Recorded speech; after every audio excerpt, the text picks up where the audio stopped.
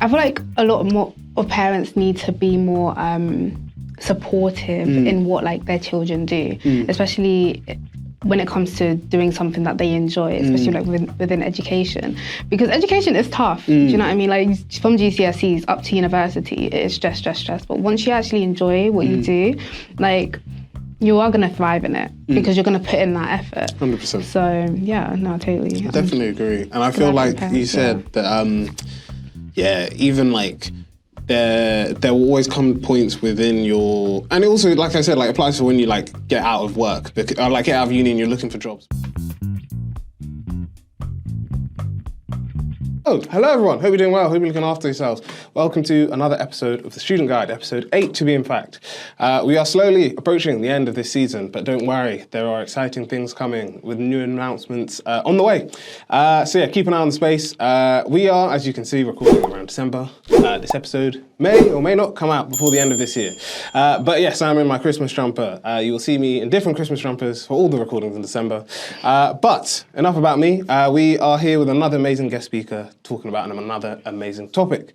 And as you know, I love the sciences. That's where my educational background is.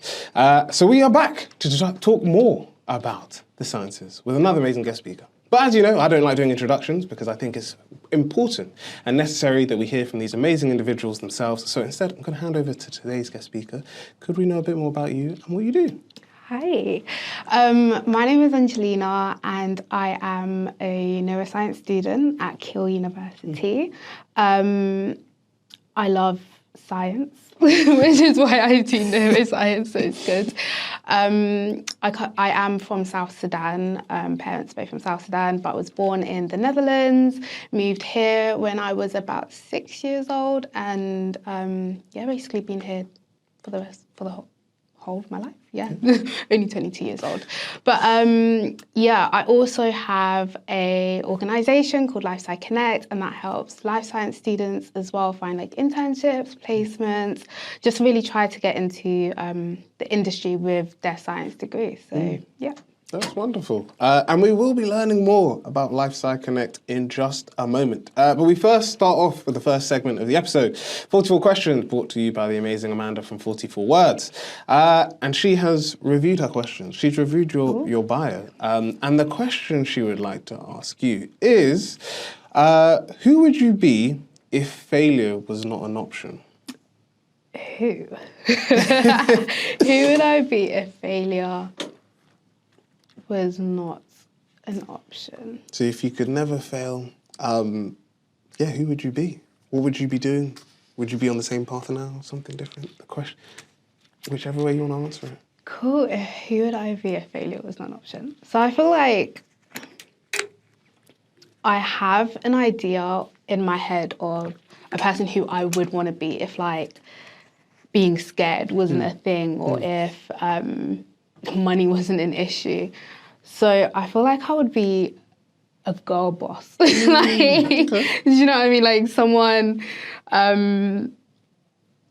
just inspiring the youth, because I feel like, especially like people like my age, like people in the same like situation as me, I feel like there's a lot of stigma about us being quite lazy or maybe just not doing the most, like completing things to our full potential. So I feel like I would be someone that's I feel like I would just be someone that's like not scared to be in front of a TV, like speak out and actually just own something. Yeah. I think that makes sense. Yeah, that makes sense. I mean, the funny thing is, it's not like you're that far from doing it anyways. It's a learning process though, because I feel like I'm not far from it, but I think I still have very many like barriers that I need to break down. And if failure wasn't an option, I know all of those barriers would have been broken down a long time ago. Do you know what I mean? But yeah. Thank you. We will go on to the first question of the episode, which is essentially us learning a bit more about you. So based on the bio you provided, we've come up with some questions, and we're starting off with essentially, growing up in the UK. So as you mentioned, you were born in the Netherlands. You are from South Sudan, which kind of means that you've got like almost like multicultural experience, because that's like 3 different cultures already there. And you know, I think for a lot of people, you know, I know my sisters included, they were encouraged, no, I wouldn't say forced, but encouraged to steer towards, you know, medicine as an ideal path for their career and, you know, go into, you know, being doctors and things like that. So the question is, what was it like when that door wasn't opened, and how did it reframe your future, essentially, if that makes sense? And a bit more context if we could learn a bit more context into your, I guess, journey into life sciences. Cool. So basically, how I feel about not getting into medicine. Yeah, cool. So medicine, I feel like, is very much pushed in an African household. Same as like law or dentistry. And when I didn't get into it, I was like crushed. Like I was super, like even the process before medicine, like A-levels and actually doing the UCAT exam, like I was already so stressed, and I was like, is this something that I really want to put myself through to get to medicine? And then having obviously your parents in the back saying, yeah, like you should do it. It was a lot of pressure, and when I didn't get into it, I was very confused in what else I wanted to do with my life, and I felt like, I'm disappointed my mum, I disappointed my dad, and yeah, like it was a very stressful time, I could say. Now looking back at it, I don't think it was obviously not the end of the world, and I got through it, and like it all worked out. And obviously that's why I did neuroscience, because I found out that medicine doesn't just mean like you have to be a doctor. Like you don't have to go to medical school to be able to help people or have an effect in healthcare. And when I found out what neuroscience was, because I knew what neuroscience was, but I didn't know that it was a degree that I could actually take. When I found out what neuroscience was, it was probably like one of the best days because it was like, oh my gosh, I'm actually really interested in this and I'm able to take it. And when I actually, like, first year, I loved the course. Like, I literally loved everything within it. So it worked out, and I'm glad I didn't do medicine. So, yeah. Yeah, that's really interesting. And I think, like, one thing that I've taken from your story is sort of, like, the importance of not letting a no limit you. Because, like you said, like, you never would have, like, gone into, like, neurosciences if medicine, and you know, like you said, you know, maybe if you did get into medicine, you wouldn't have enjoyed it. You would have been like, oh my gosh, this is the worst, but I'm already here, so I've just got to like tough it out. But I think that speaks for like a lot of students. So I know even for like myself, when I was doing when I was picking my degree at uni, I was like, I want to do something that is one that is open as a degree, so it doesn't sort of like force me to only be in one industry, but also something that allows me to like links to some like a subject that I like. Because I think one thing that my parents sort of like instilled in me and my siblings was, at the end of the day, like whether it's a job, whether it's like your degree, whether it's an A-level, whatever, you're gonna basically get to a stage where even if you love the topic, you will not like it because maybe you've got loads of coursework, you've got loads of deadline, you've got a really like harsh lecturer, like whatever it is, they'll get to a point where you won't like it. And they were just like, if you don't like what you're studying or the job you're working in, that's when you're going to turn around and be like, oh my days, like, what have I been doing? Whereas if you do like it, you'll be like, yes, this is tough, but I know like once this tough period goes, or like I get past this hurdle, I'm gonna go back to the fun stuff that I'm doing. So I think, like you said, like it's really clear even from that like, hey, you know, medicine wasn't necessarily, like medicine didn't open up, but something else came, and it's actually the thing you really enjoy, which is really important. Because I feel like not a lot of people know that. No, that's literally great. And I'm so like, I feel like a lot more of parents need to be more supportive in what like their children do, especially when it comes to doing something that they enjoy, especially like within education, because education is tough. Do you know what I mean? Like from GCSEs up to university, it is stress. But once you actually enjoy what you do, like you are going to thrive in it because you're going to put in that effort. 100%. So, yeah, no, totally. I definitely agree. And I feel like you said that, even like there will always come points within your, and it also, like I said, like applies to when you like get out of work, or like get out of uni and you're looking for jobs, because they're not like, even in any of the jobs I've done within my career, like it's not that every part of the job I've enjoyed. Like 100%. There's some points where I'm just like, this is the most boring thing ever. Or like, 100%. I'm like, why am I working on this task? Like, it's really stressful, this is this. But like you said, because I enjoyed those jobs, I was like, you know what, I'm going to keep going. I'm going to like, it's going to get better. Things are going to get fun. And I think that's it links to like the whole idea of like perseverance, and like it's a good thing to learn when you're younger, because when you do go into the job force and you are doing like a career, like you will get to a point where you will just be like, this is kind of tough. Exactly. And being able to be like, actually, you know what, like, yeah, it's tough, but I really enjoy what I do. It's super important. Yeah. So yeah.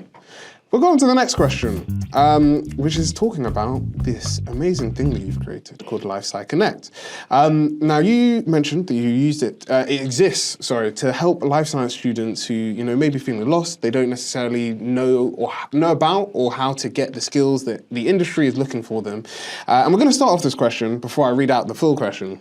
With our mic check, which is a fact, figure, or story that's related to the topic that we're talking about. And today's one is all around an interesting study that came about. So according to recent UK data, only 1 in 10 life science graduates go into industry roles that directly match their training within their first year post-graduation. And, you know, this clearly highlights the importance of LifeSci Connect. And my question to you, based on all of this, was what was the defining moment that you realized that, you know, something like LifeSci Connect needed to exist, and you needed to essentially take this opportunity to build it? And then my follow-up question is, how was that journey? How did you get it off the ground? How was it going from like the idea stage to actually like bringing this thing to life? Yeah, okay, so so before what I do now, so I'm a clinical data manager now. For my placement year, I was doing security work to just basically survive, right? And in the summer, I was doing 12-hour shifts, like back to back, like wake up at 8, home at 8, back again at 8. Do you know what I mean? Like it was just happening. I think it was like 6 days a week, because it was an agency role and they didn't really care how much rest you get. They just wanted the job done, right? So so I was doing that. And on top of that, I was having to think about my career and where I am going to be in like 10 years' time, and about university. And as much as I do love neuroscience, not a lot of people talk about the jobs that you can do with it, except from like clinical, except for me like a scientist, for example, which I didn't see myself going into because I wasn't a fan of the lab. Like, I don't mind the lab, but like, I wasn't the greatest fan, and I didn't see myself doing that long term. So one day I was sitting down after doing like laps around the university campus, like my feet were literally like stopping. I was like, you know what, this is enough. Like, like someone needs to do something about it. And it's been so long that no one has done anything about it. I'm sure by the time I finish university, no one else is going to do anything about it.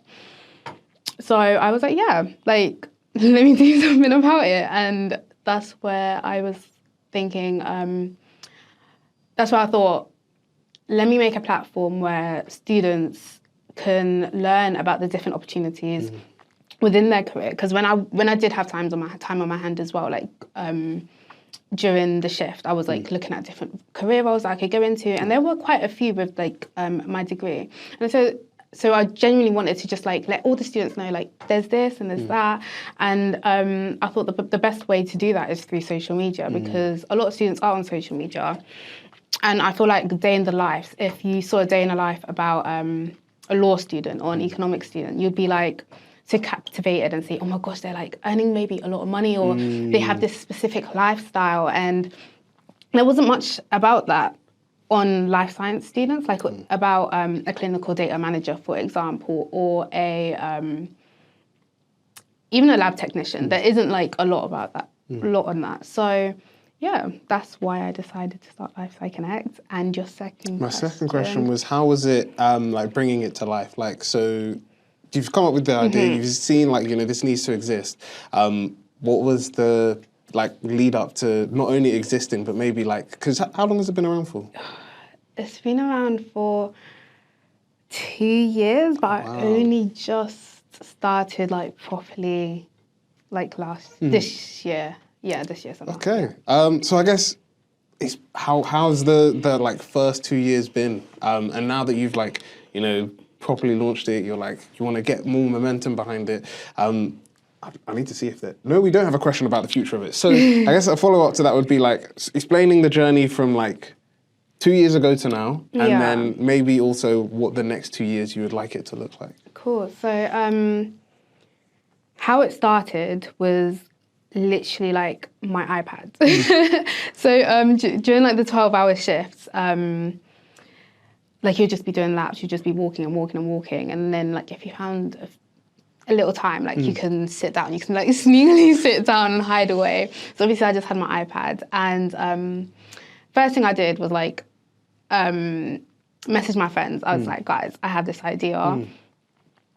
And they were like, oh my gosh, yeah, that's actually really cool. Like, what can we call this? And then we like were brainstorming in the group chat, and they came up with LifeSci Connect. And I was like, okay, cool. Like, I love the sound of this. Took my iPad, literally just started drawing a logo. And from there, created a LinkedIn account. Didn't do TikTok yet, or didn't do any of like the mainstream social medias because I was so scared. I was so scared. So that's kind of how it started. As it was, I don't want to say growing, but as time went on, I did kind of abandon it because university stress came into the picture, and I was like, this is too much work. Like, it's too much work, it's hectic. And I don't know if I can balance doing this project as well as university. And as well, also trying to focus on applying placements for myself. When I did finally pick it up this year, I really said, like, just go for it. Like, I just took away all of that, like, negativity and that thought of what everyone might think from my head. And I was like, you know what, Anjelina, like, just go for it, because this is the future that you want to be building, because it is actually really meaningful to me, because like it actually means something to me. It's not something that is just it's not just a business idea. This is something that genuinely needs to change within the education industry. So I felt passionate about it. So yeah, I just said, let me just do it, and I continued. All right. What will the next 2 years look like? The next 2 years, I do hope to get LifeSci Connect reaching thousands of students. Like, we're doing well already. We have reached thousands of students, but I want it to reach like so many other students, because I feel like I get emails every day saying, oh, I wish I had this when I was back in university. And I don't want students to miss out on the content LifeSci Connect does give. Hopefully we'll have a bigger team. We already have a team, which is great, and they're all, they're literally doing fantastic, which is good. And then hopefully, like, in the long term, we would be able to start giving companies like these students, like showing these companies that life science students can do consultancy roles, for example, or business roles. Like, we can do that, because we are, like, the skills that we gain from within our degree, like, they are useful. So that is where I want to go. Yeah, that's really cool. And I think a few things to touch on. One, I agree with you. I'm not a fan of lab work. That is one of the many reasons why I still would say I still do bits of my degree in my job. But yeah, no, I absolutely didn't like lab work at all. I preferred the community aspects, which is why a lot of the stuff I do is community focused. But the second thing I wanted to say was the importance of like your friends in your story to this, but also from pick up my point of view, I started to this with two of my friends, and yeah, just started like us having conversations like this over Zoom. This was back in 2021. And now looking like over 4.5 years later, like it's completely different. Like like now it's majority in person, whereas then it was like all online. But it was to say the importance of, like you said, like having friends to like, not necessarily like just validate an idea because they're your friend, but like being like, oh wow, this is actually something that I've never really considered, or like, this is really important. Like, you should definitely do that. Because like I think like you said, like it's, whether it's a business, whether it's even you becoming a content creator yourself, even arguably to some extent posting on LinkedIn, it's a not strange and it's no one else does it, but it's strange because you have to like get into the mindset of like, okay, if I'm gonna like be posting stuff, I need to come up with a like content schedule.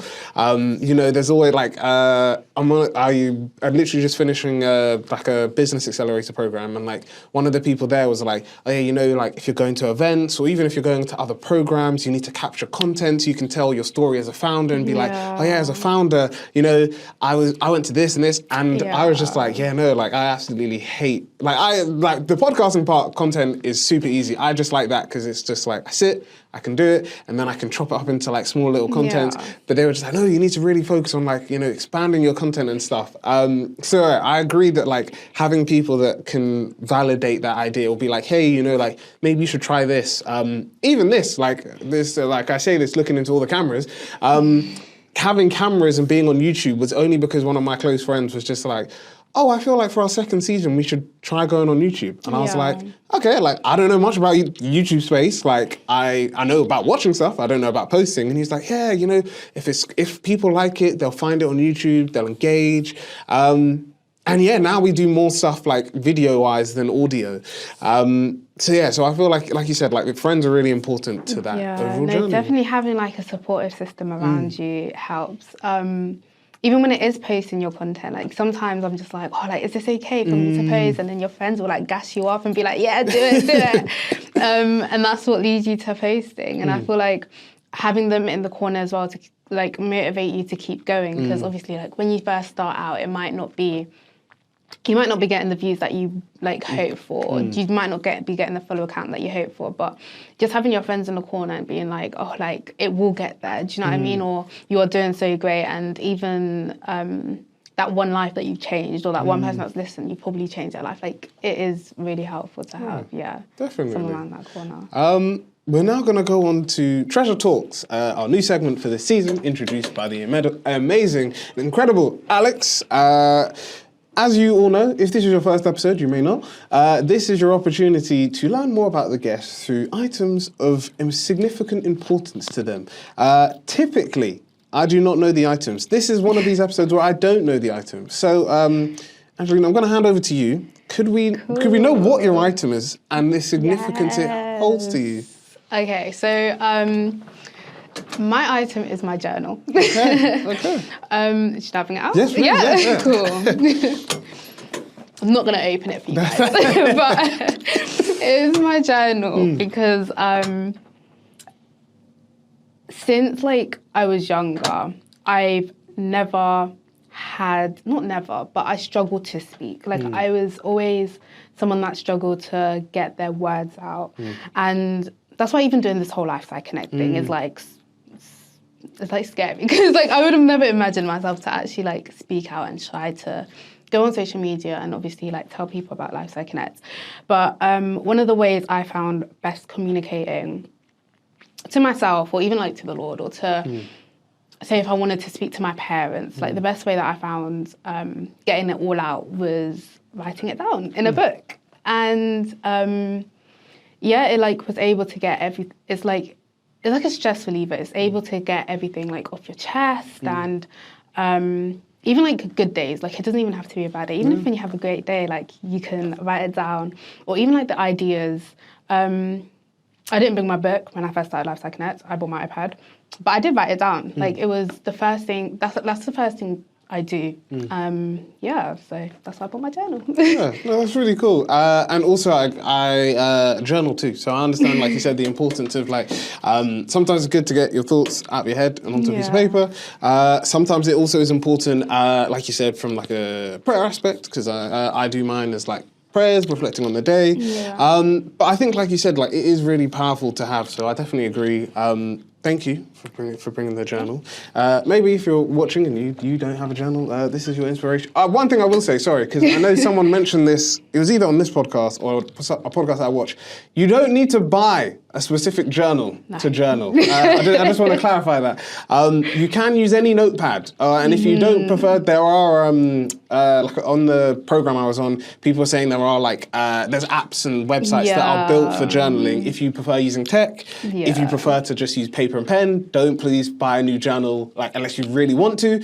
You can just use a notepad and pen, and that's perfectly fine. That's what I've used. And it's just, just spending time with it. And every even day. if like, what I used to do, like when I was quite young, so because I've been journaling for like the longest time, I literally just used to take paper, like plain piece of paper, and just write in it, and I would put it in my envelope and like stack it in my wardrobe or like between clothes. Like it can literally be anything. Like it doesn't need to be anything special. Yeah, no, that's really cool. We are going to go on to the third question, which is looking at sort of this link between global health opportunities and purpose. So while pursuing, also, sorry, before I actually go into this, sorry, I need to also check. So you're doing LifeSci Connect while you're still at uni, right? Yeah, so it's okay, so I'm doing, I'm on a placement year. So I'm working full time, so it's 9 to 5. But then on top of that, you still get university work, and then LifeSci Connect.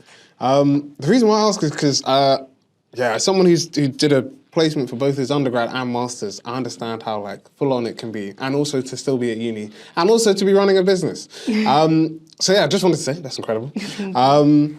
But yes, while pursuing neuroscience and working as a clinical data management intern, how did your interest in global health and improving access in underserved communities shape your vision for LifeSci Connect and your own career? Cool. So I think everything kind of stems from when I was younger.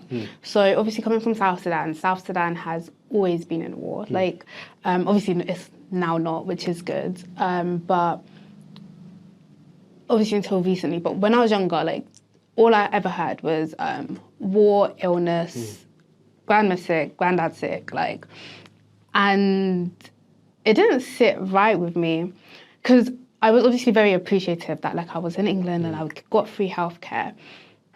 But when mum and dad were like scraping like their money to send back home so grandma can get that medication that she wanted, it, like I genuinely thought like what, like why is the world like this, right? Like it's just so messed up. Like why are people struggling to get something as simple as paracetamol back home? And I've never actually been to South Sudan. I do definitely want to, hopefully. But when my dad does video it and like he videos like the children, like they all seem like super happy. Like they do seem happy. When they get like go to like come together, they eat, they drink, whatever. They all seem really happy. But when it's like the year after and dad say, and I'm like, oh, okay, like how was that cousin? Oh, they didn't make it. It kind of like, it didn't sit well with me. Yeah. So from that, I've always said like, I want to make a difference within like health. And I think that's also a reason why I wanted to do medicine. And which is why, another reason why I was kind of crushed when I didn't get to do medicine. But that was my interest into doing global health. But obviously I know it's not just happening in South Sudan, it's happening like literally like worldwide. And yeah. No, that's really interesting. And I think like you said, there is because, there's two things. I realised there was another point I was going to say about life sciences, which I will circle back to after this. But there is like a clear like importance that is highlighted on like health as not just like health as a topic, but also like you said, like health when it comes to different communities. So one bit of like within my undergrad degree, it's also my master's, we studied like epidemiology. So like essentially, if you don't know what it is, it's the study of diseases and how essentially like diseases move within a population. The really interesting thing with it is we were looking at it from like an environmental perspective. So like how is it with like increasing like temperatures, which might mean more natural disasters? How is that going to impact people? And like you said, like it's interesting because which is I guess kind of similar to you, but flipping it from like, because I didn't go into like neurosciences. That's one of the reasons why I liked doing my degree in environmental science, because it was like, okay, so we know that like climate change is real, it's an increasing thing. And it was like, okay, well, we understand that like, yes, climate change is going to affect everyone, but essentially like the people who are going to impact it most are the people who don't necessarily have as much decision power on like, oh, you know, as a I don't know, world, we need to stop doing X, or we need to increase interest in Y and stuff like that. So I think, like you said, it is really interesting to see how essentially sometimes communities that are impacted the most by whether it's like health crises. One of the two. Or like or health inequalities, maybe that's a better way to say it. Or like whether it comes to environmental issues and stuff like that. It's interesting to see those differences.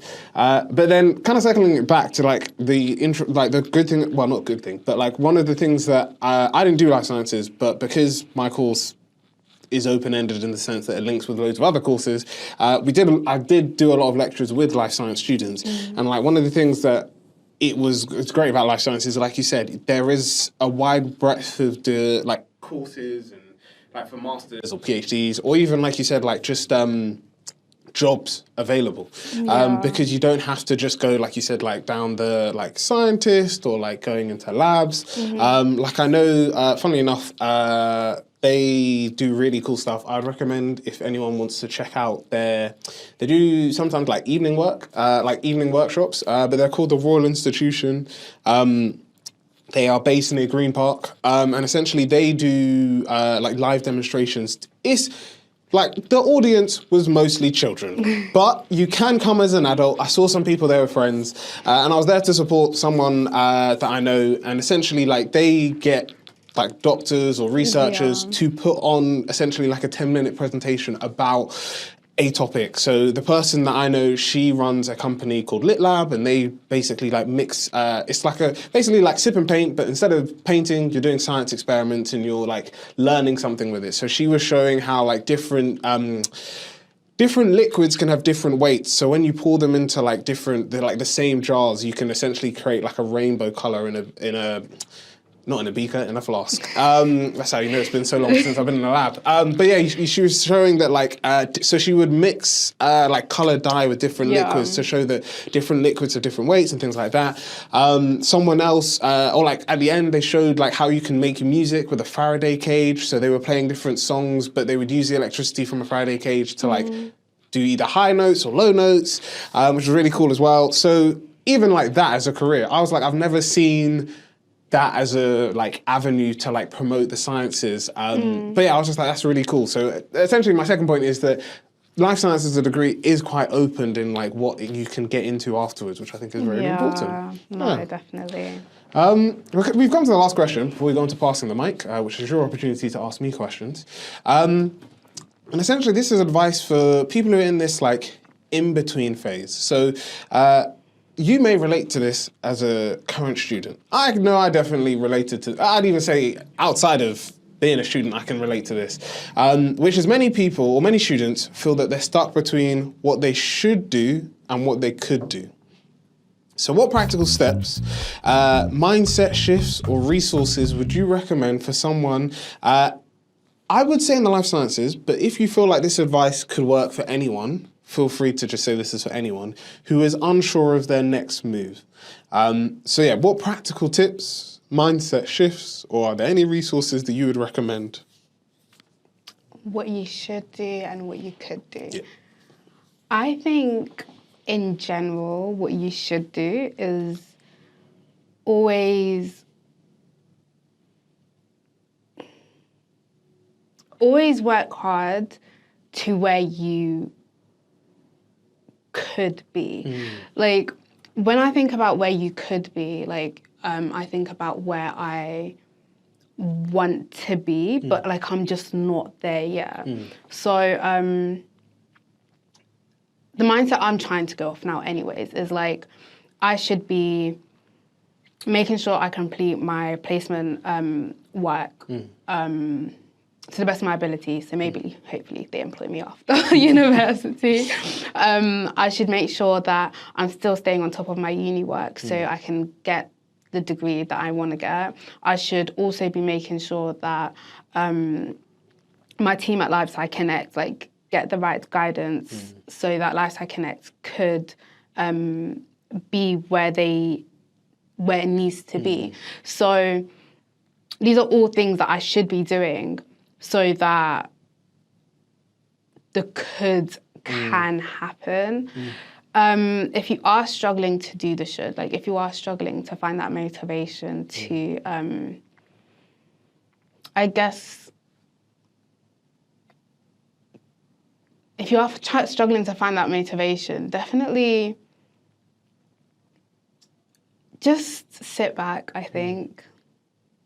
Write it down, journal it. And think about what would happen if you don't do it. Like, think of the opposite. Like, think about the worst case scenario if you shouldn't do it. So say if you wanted to go on a run, right? Not go on a run. Say if you wanted to apply for medicine. Let's do apply for medicine. Say if you wanted to apply for medicine, right? You could be a doctor in 10 years' time. What you should be doing now is like working hard and making sure that you get your getting those grades. But if you're finding it hard to keep motivated to get those grades, worst case scenario is you don't get into medicine. But it's not the end of the world, right? Like, it's not. I think, am I like confused? Do you know? What you mean. Like, worst case scenario is you don't get into medicine, but it's not the end of the world. Like, you can still apply to different things, right? So, like, you should still work hard. Like, it's never. Like, life is like ongoing. Like, there's never a point where you should be like, no, like.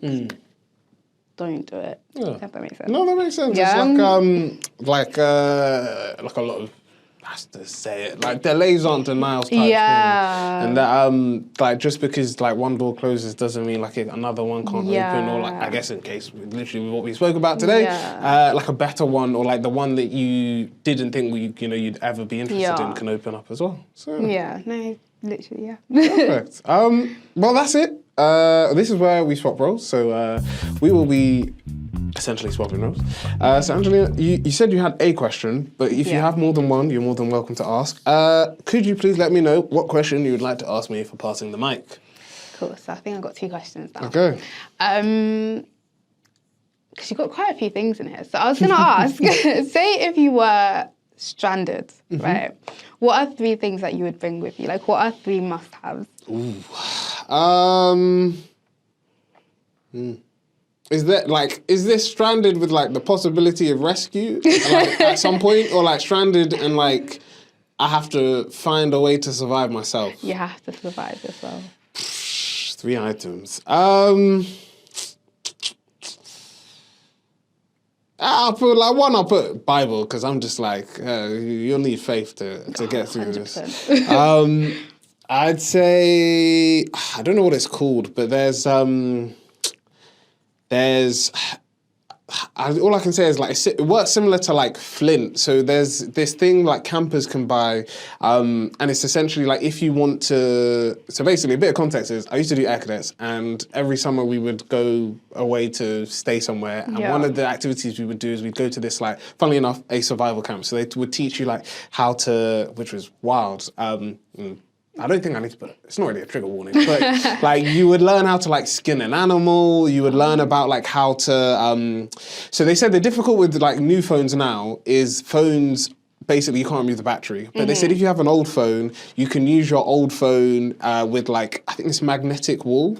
And you can basically rub it. If you rub it on if you use the battery to charge the wool, something somehow happens and you can then use it to like start a fire. But then they had this thing that basically it's like, it can create sparks. So they were just like, yeah, if you don't have like, because they were showing like you can use like stones and like can use that, but they said you can just buy something that is like designed and it's coated in like a material that if it strikes, it will cause a chemical reaction, which will create sparks. So that would be like number 2, because I definitely need like fire to survive. And then 3, I mean, there's a part of me that says definitely like some form of thing that could be used as like a weapon, or like something to like at least be able to like fish or like use both as a weapon, but also to like get food.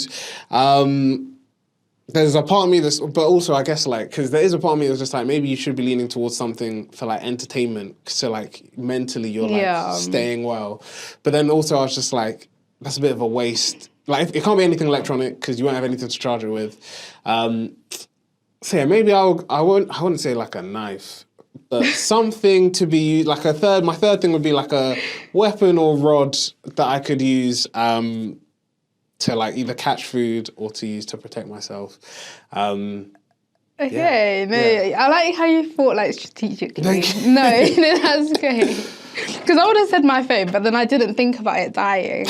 But I was actually thinking I need a source of entertainment if I'm by myself. But no, Fez. My second question was. I did write it down. Okay. I did write it down. Okay, cool. So what advice would you give to someone that is scared to start their own hobby, project, business? Like, what would your advice be? Ooh, can I do 3? Or do I have to do one? Okay. You can do 3. Okay, so my first thing would be, that's tough. I think my first thing would be like, you're never gonna I would say never. Maybe people who've been doing stuff for like longer would say it does go, but I would say you never get to a stage where you definitely feel like you're not a bit nervous when you're posting stuff. Whether it's like, you're like, is this gonna get good engagement? Is this gonna go viral? Is this gonna do well on Instagram, TikTok, LinkedIn, wherever? So I would say like an understanding of that, and then sort of like linking to that, just be like, if you are gonna create content or you're going to do anything like, and you're going to be posting it, like, don't be so focused on making it perfect or great or like worrying about how many views and stuff like just get it out there. Because I think like, even like when it comes to like podcasting, so myself included, I was like, oh, I need to buy like the right microphones. I need to have, like I need to use a studio. I need to do this. I need to do that. And then like, I think it was like either my sister or my brother was just like, look, like that's all great, but like you're literally just starting this and you don't really know like if you're gonna enjoy doing this. Like they were just like, there's no point in you putting all this money behind it and then you're just like, actually, I don't want to do podcasting. Podcasting is actually the worst thing ever. I really hate it. And then you're like, okay, cool, but now I've got all this equipment, what am I gonna do with it?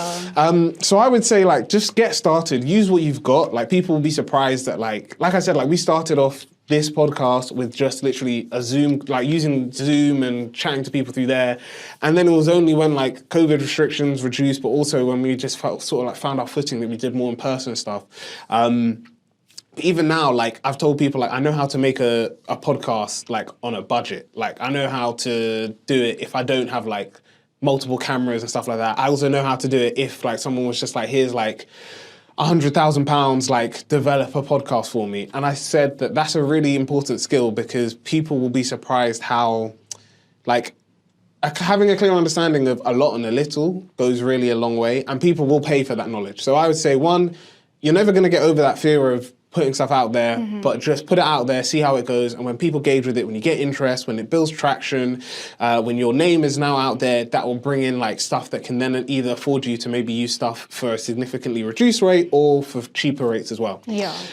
My second thing, which is my strongest advice to anyone under the ages of 25, as someone who is now 26, this is something I didn't utilize, is there are so much, and I say this like not shouting, but like in like all capitals, there is so much that like for 18 to 30 as a whole, but specifically 18 to 25, that is either like cheap or free.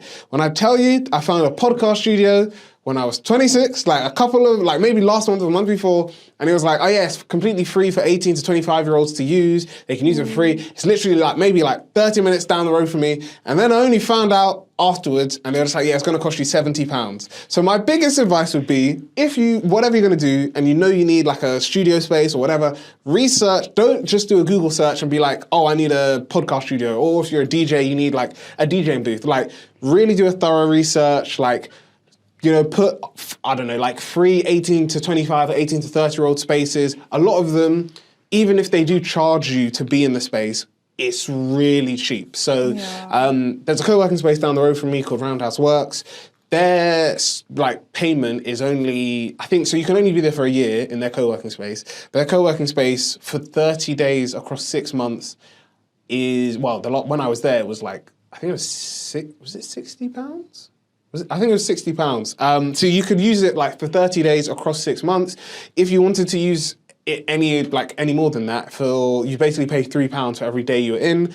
They had meeting rooms. Their meeting rooms were like, I think for one of them was maybe £1.60 an hour. The other one was maybe 60p. Like it was really cheap. And I've told people like, oh, but people like research co-working spaces and they'll be like, oh, I need to go to a WeWorks or I need to go to, I don't know, Soho House. And I'm just like, these spaces are super expensive. And I'm not saying like, there isn't the benefit of A, the name, but B, there's a lot of big organizations. WeWorks is like, and Soho House, to be fair, are like across the whole world. So you'd be paying more than just for like using somewhere in London if you travel internationally. But I've told people like, at the end of the day, like if you just need somewhere to work, like find somewhere that will either give it to you for free or you'll be surrounded by, because I was also just like, bear in mind, if you go to like somewhere like WeWork, like I've worked in a WeWorks before, it's very much just like, you chill, everyone goes to their own corner, works for a bit. Maybe you might bump into someone in the kitchen, but everyone keeps to themselves. Whereas like with that 18 to 30-year-old co-working space at Roundhouse Works, like everyone was interacting. So it was like you're chatting to everyone, like, and you might see someone regularly. So you might come in every Friday. You've literally never spoken to each other, and you're like, oh, I see you all the time. Like, I want to know more about what you've done or what you do. So that would be my second thing, is like really utilize those resources. I've said, and which is why I'm like locking in for the next 4 years, is there like even like funding, so like 18 to 30, there's so much funding that's available for people literally to test out their ideas.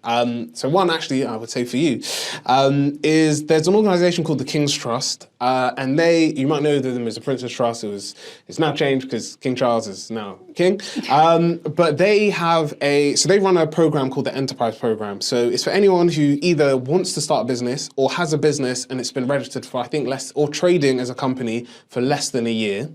And so you apply for the program. The program, I think on the website says it's between a year to 2 years, but it depends on like how you feel as like a participant. So a friend of mine did it. He had just finished an MBA, so he was like, so they said, oh, you've actually got like you've really thought about your business, you've got a really strong business plan, like within, I think, 6 months of being on the program, they were just like, yeah, you can graduate from the program, that's fine.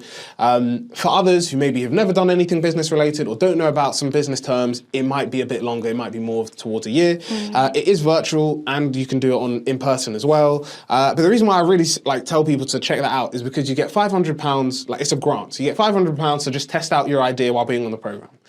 Afterwards, you can then apply for another £5,000 grant or a £25,000 loan to basically continue that development. So you might be like, oh, hey, like, I don't know, I really enjoyed like, so let's say with LifeSci Connect, you might be like, I'm going to spend this £500 to purchase some camera equipment, or I might use it to I don't know, develop marketing materials, anything like that. Yeah. And then you can be like, wow, there's a really cool interest here. There's a lot of people interested in what I want to do. I'm gonna then essentially, now finishing the program, I'm gonna apply for, I don't know, this £5,000 grant or £25,000 loan. And I'm gonna basically be like, this is what I want it to be. The reason why I tell people that is because essentially, like, if you go in knowing that like you want to do this, they will help you the whole time with that money. And it's only available, and like I tell people, it's only available for people who have been on that program. And it's not a competition, so you're not fighting against like other people on the program. It's literally everyone who's on the program can apply for it. Now, I don't know if you don't get so the 500 is a given. You'll get that regardless if you, like, as long as you're on the program. The £25,000 loan and £5,000 grant, I think is more optional rather than it's an enforced thing. But even my friend who's finished it and is applying for these for those like extra bits of funding, he was like, oh yeah, so you submit it when you're ready. So if I don't know, you finish the program in September, but you're like, you want to spend the next 3 months to just like really fine tune it, develop a strong business plan and have a good strong footing for when you're applying for their money, you can apply for it later on. So that would be my biggest, that would be number 2, is like definitely like if you're in the 18 to 30 bracket, research loads of programs. Another one I'd actually recommend to you, but also for any female founders or anyone, like any woman who wants to like do something. Both of these, to be fair, in the UK, you don't have to just, it's not limited to just like being in London, is Girl Dreamer. So Girl Dreamer offer funding it's £500 to £2,500 to any woman between the ages of 18 to 35 who either wants to like develop their business, wants to host event, like it can be on anything. So events, marketing, setting up a podcast, recording, like hosting your own event, like an in-person event.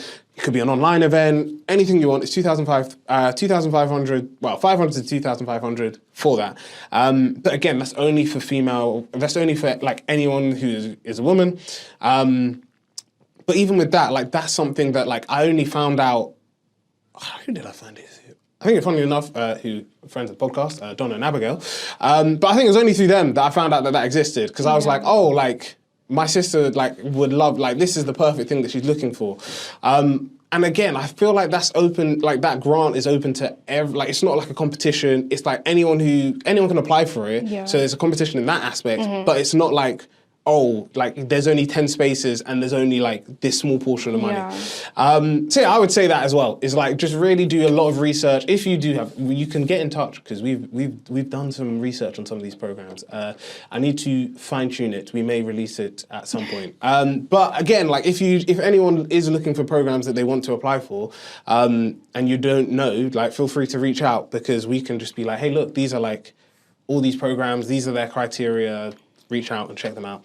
And then the final thing I would say, my biggest advice would just be, don't always, like, and it's hard to do when you start, because I was the same one, I was like, pick up the mic was very early, is don't get so focused on like the numbers and the money that you'll be so against like doing stuff. So, the reason why I say that is, for example, like when we started, so we now have a media service that we do get paid for it, which is great. But when I was like, this could be something, I was like, oh, like I just want to explore what this could look like. So there were people, funnily enough, actually, Don and Abigail were like people that were just like, so I went to their first brunch they ever did. And then the second year I was like, oh, if you guys are doing another brunch, like this is a service that we do.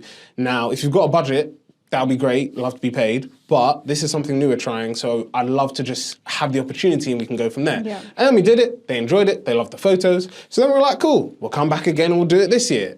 So that has just been like a one-off thing that it was just like, hey, look, like, this is something that I think would be this is something I want to do, I want to trial it and see if it works. And I think sometimes people are just like, no, like anything you do as an individual, as a like organization, you have to be paid for. And I agree, like, everything being free in the sense of never getting money for it, or even like if you don't get paid, like it could be like, for example, I'm not going to get paid by someone, but I know if I support their event, I don't know, they're going to intro, like we have an agreement that if there's anyone in their network that would be good for the podcast, they should intro me. Or if, you know, anyone in their network is like, they have money and they need someone to capture content, they shout me out. So I think there's that, like my biggest advice, like of all three are equally important, but I think that final one of just like, money can sometimes be like such like a real, especially if you have a side hustle and you want it to turn to a business, like people are just like, oh, I need to make money. It needs to like be like financially like grow and all of this stuff.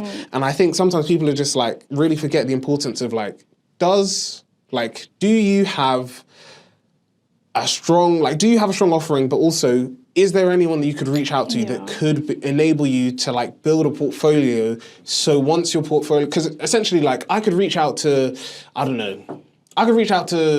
or when I started, for example, like I could have reached out to Spotify and been like, hey, I do this podcast, support students, like, would you be interested in like working with us? Whereas now, like I've been doing it for 4 years, like over 4.5 years, and it's now even like it's changed since that first episode. So for me, even that is important because your business or your side hustle, your project or whatever it may be will change as you develop and grow and get new things and try new things.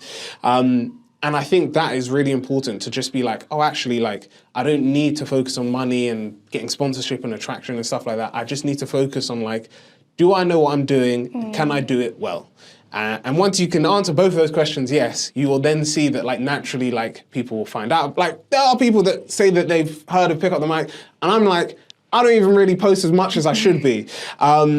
So yeah, it's just naturally like through your content, just like reach, like being consistent and really focusing on like getting good at what you're good at will help you to continue to grow. No, I think that's great advice. I feel like what I got out of that is like definitely network. Like I think networking is so important because like we're just one person, do you know what I mean? We only have one brain and like we don't know everything, especially like even in your field, if you think you're so super specialized, there's always going to be someone else that might know a thing or two more, right?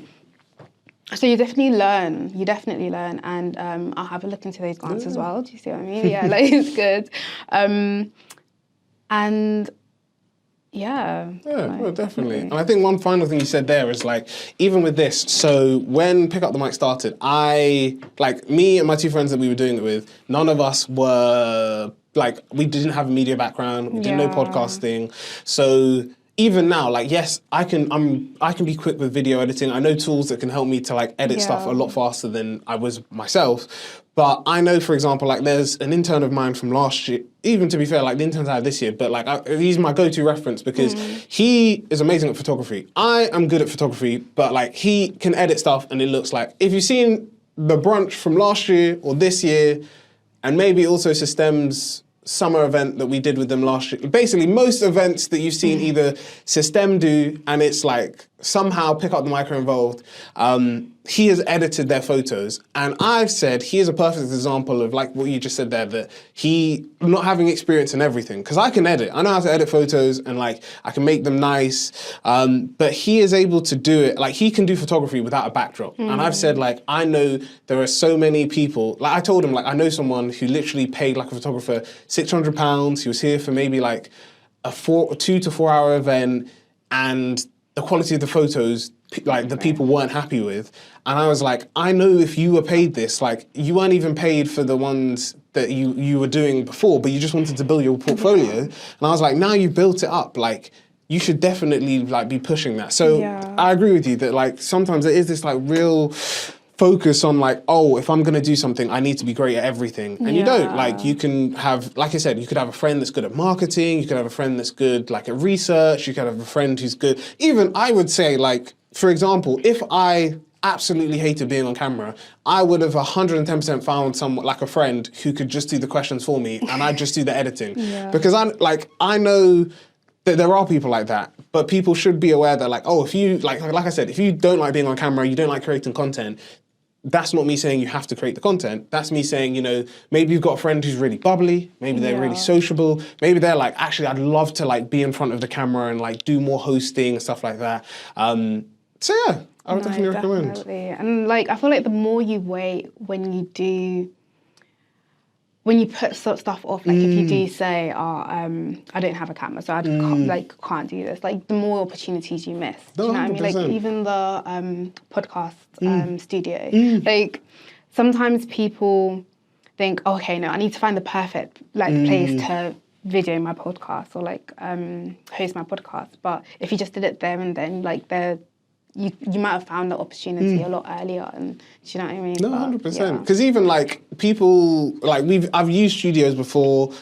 We're now using meeting room, and I've told people this. I prefer this way of being flexible with it. One, because I can be, as long as the meeting room is booked, I can set up the cameras whichever way I want, and I can customize spaces. But also, I've told people. Essentially, if someone's got a studio, yes, they'll know how to run it. Yes, they'll be super confident in it.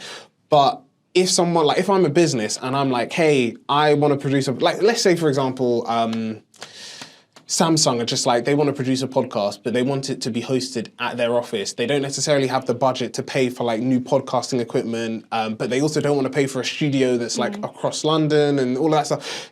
I could just be hey, Samsung, just wanted to let you know, I can I've got the equipment, I'm flexible, I can, go around, I can meet you wherever you are, I can do this, I can do that. And that's actually, not necessarily got paid to do a podcast, but one of the podcast guests was I'd love for you to record it at my office. And I was yeah, cool. We've got equipment that allows us to have flexibility, and I was able to meet people within their team. We unfortunately were never able to record this episode, but there was a student who was on placement at Bentley, and then Bentley were just oh, hey, not in our London office, but we've got an office outside of London. If you're free and you're up for it, you could come over and record there. But that's something that never would have happened if I was oh no, we've got a studio and we can only record in London. And we could maybe record online, but it's never the same as in person. So I agree with you that really just think about being flexible. My biggest advice, my final thing to say on this is, if you don't have the budget to pay to do podcasting or even to do it remotely, because I know the different software have different things, my biggest advice would be, if you have a Google account, use Google Meets, because I think of Google Meets, Teams, and Zoom, Google Meets doesn't have the free plan doesn't have a time limit. So you can record stuff on there for as long as you want. Whereas Zoom, I know it's 40 minutes, and I think Teams is as well.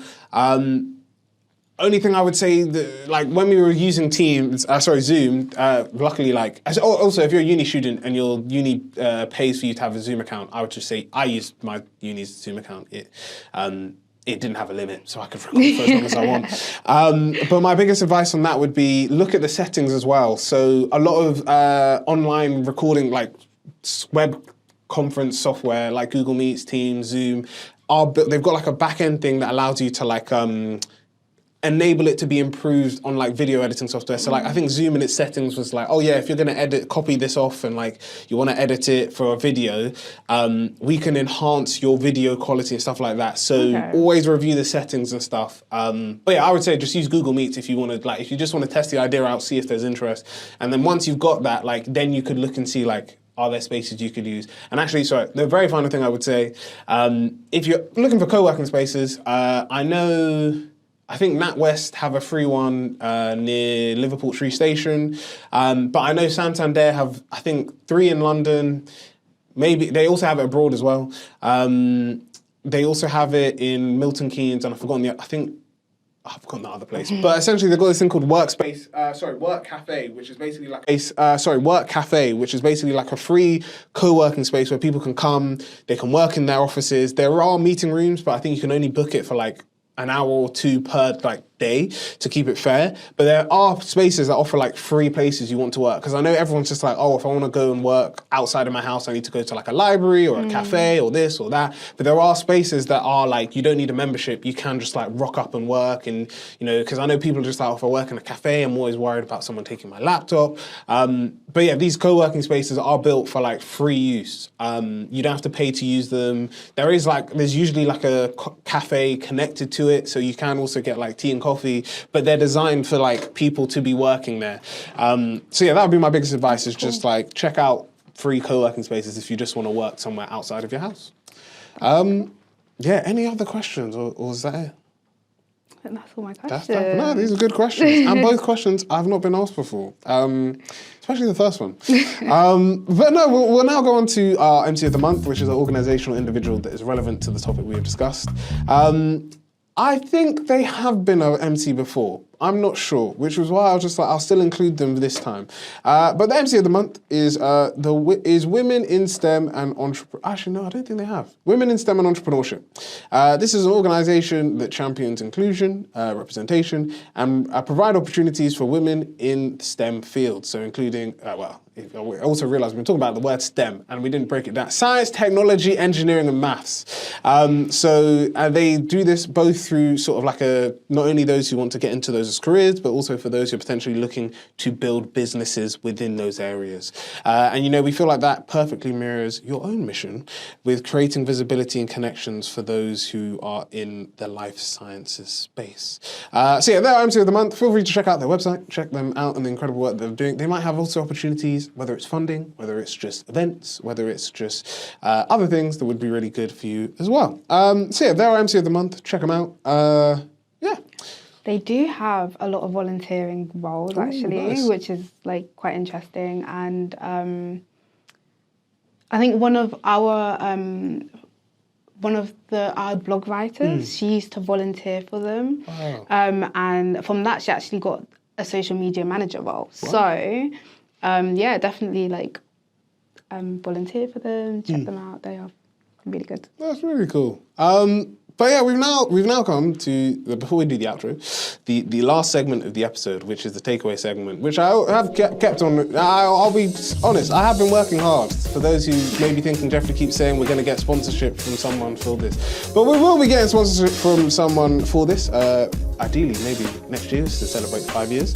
But yes, we won't be delivering food to your houses, but we will instead be delivering important messages for you to go home with. So, Anjelina, it's been great speaking to you. We've spoken about a lot today. But if you could summarise the episode in a word or sentence or something you would like people to take home with. If they just walked into this conversation right now, you would be like, this is what we spoke about and this is what I feel like you should go home with. What would that be?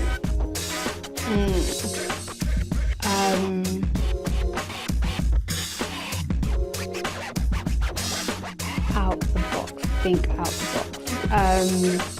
I feel like this episode we have talked about what you can do outside of science, so you can do outside the box, what you should be doing as an individual, like you should be going outside your comfort zone to like complete what you want to do basically. Yeah, I think it would probably be like out the box. Yeah. That's a phrase that you can use. And I think, like you said, like it is important. I think it's one of the things that like I like about the sciences is, like you said, like there are a lot of, and like I guess funnily enough, like with this podcast, maybe people have seen it, is that there are a lot of like careers, business ideas out there that come from out of the box thinking. So if you are interested in something, you don't have to feel like limited to whatever you're seeing. It's the same thing people say with like businesses that like, if you don't see a solution to the problem that you're tackling or you don't see one that does it well, like go ahead and create it. And even if there are loads of people in the market doing something similar to you, what is your unique difference that you can bring to that? And really thinking outside of the box helps you to be able to do that. Definitely, yeah. No, and in science, I feel like a lot of people think that they are stuck in one box, and the amount of different career paths you can go down, like it's crazy. Like I don't know if you guys have heard of school. It's like I think I know you're talking about. We've just like made a classroom for LifeSci Connect on it. Nice. And there's about like 300 different roles like we've literally uploaded with what you can do with a life science degree. And there's so much out there. So definitely think out of the box. Definitely look outside the box because there are a lot of opportunities. Perfect. We have now come to the end of the episode. It's been amazing speaking to you. Thank you very much. Thank you for having me. If anyone would love to connect with you, one, what is the best way for them to do that? 2, what's the best way for them to connect with LifeSci Connect? And 3, because I am unsure, with how quick I'll be editing this, because the next few weeks are busy. We may have this out before the end of the year. But I guess looking forward to 2026, and this can be throughout the whole year. What should people be keeping an eye out for from LifeSci Connect? Or yourself, or both? Ooh, okay, cool. So you can connect with me on LinkedIn, so just Anjelina Manase. Our TikToks, Instagram, maybe Facebook account soon. LifeSci Connect and all of those social media platforms. And what you should be looking out for LifeSci Connect, more opportunities, more collabs with different organisations, like probably your favourite pharma company. So yeah, definitely look out for that. Sounds like you've got a busy year ahead. Very busy. Well, yes, you've heard how to connect here, and please make sure that you do. But as usual, thank you for coming. If you like this episode, like, comment, subscribe is always appreciated. If you want to make sure that you don't miss any more episodes of the Student Guide or any of the other episodes on the Pick Up the Mic YouTube channel, please make sure if you're watching on YouTube that you hit the notification bell at the bottom of the video. If you would like to receive some cool merch, you want to get discounts on our future events, I will be talking about events in just a moment, then please make sure that you do. We will also, please make sure that you subscribe either to our Patreon page, or you can subscribe to our YouTube channel membership, or if you'd like to do either one-off donations, or if you'd just like to genuinely subscribe in a different way, you can subscribe to our Buy Me a Coffee page. So for the price of one coffee a month, you could support Pick Up the Mic across either any of those three channels. And then very finally, also, sorry, I should have said as well, you get discounts on the merch that we've got. I'm not wearing it today because we don't have a yet. I'll say we won't have it yet. We don't have a Christmas t-shirt just yet, but we do have a standard Pick Up the Mic one that you can get. So please do sign up to those channels. Second to last, if you want to receive notifications about our other YouTube channels, so our gaming one, Pick Up the Controller, our anime ones, Senses of Anime, or our sci-fi one, the Two Maesters, then please make sure that you subscribe to those channels. If you head to the For You page, you'll see a nice pop-up of it now, but if you head to the For You page on the Pick Up the Mic YouTube channel, the homepage of the Pick Up the Mic YouTube channel, if you scroll down past the For You, you will see all three channels listed there. Subscribe to them, hit the notification bell, and then anytime any episodes come across of any of these YouTube channels, you will be able to be notified on when they happen. And then very finally, because I've been talking about it for a while, I can't announce it just yet because we're recording, and also I need to finalize some details, but we will at our event that is coming in the next 3 days, which is wild to think. But with our end of year event coming up, we will be announcing, as I've mentioned, we want to do at least one event per month next year. We have some that we have already got in the works, so we will be announcing what those will be. I can give you a bit of a tease. We will be doing a celebration for Pick Up the Mic in April to celebrate 5 years. We are working on how that will work because we've already done a live podcast with me. We've already done a gift giving to the community. So yes, we are working tirelessly to figure out what April will bring with that 5-year event because we've got to do something big.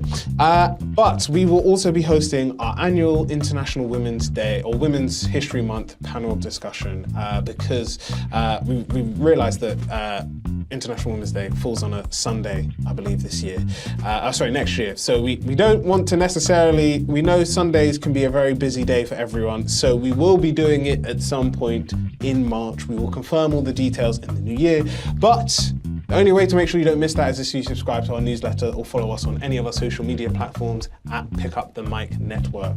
So please make sure you subscribe to those. You'll be notified of when all these cool events are happening, and then we will be doing something in February and we will be doing something in January. But to find out more details about that, keep an eye on our social media pages soon. Or maybe by the time you're watching this, it's already come out. So you can look forward to the rest of the events for the rest of the year. But yeah, that's enough from me. We're going to wrap up the episode here. It's been a pleasure speaking to you all. It's been a pleasure speaking to you, Anjelina. And we will see you all shortly in the next episode, which will be, wildly enough, the second to last episode before the end of season 8, I believe. Season 7 or season 8? Season 7, I believe. I think we're on season 7. It's been a long day. But yeah, we'll be ending another season. And yes, don't worry, we are slowly approaching 100 episodes. We are estimating, which is wild. Exciting. 100 episodes of this, I couldn't be bothered to, like, we've got so much content on YouTube. Trying to do when we had 100 episodes on YouTube was too much. But with this particularly, we're coming up to our 100th episode, and we will be doing something big for that. We are working on when that will be. It will most likely potentially be around this time next year. It just really depends on how quick the episodes come out and stuff. But yes, keep an eye out on the space, because as you saw, we did a big episode to celebrate 50 episodes 2 years ago, which is wild to think. But yeah, now we're slowly approaching that 100 episode mark, so we will be doing something big for that as well. So keep an eye on the space. But yeah, that's enough from me. Enjoy the rest of your day. If this is out before the end of the year, I hope you've had a great year. Thank you for joining us for this year. If this is out after the new year, well, congratulations, welcome to 2026. Wishing you all the best in this new year. And yeah, we will see you all shortly. So that's a bye from us here, and have a wonderful day.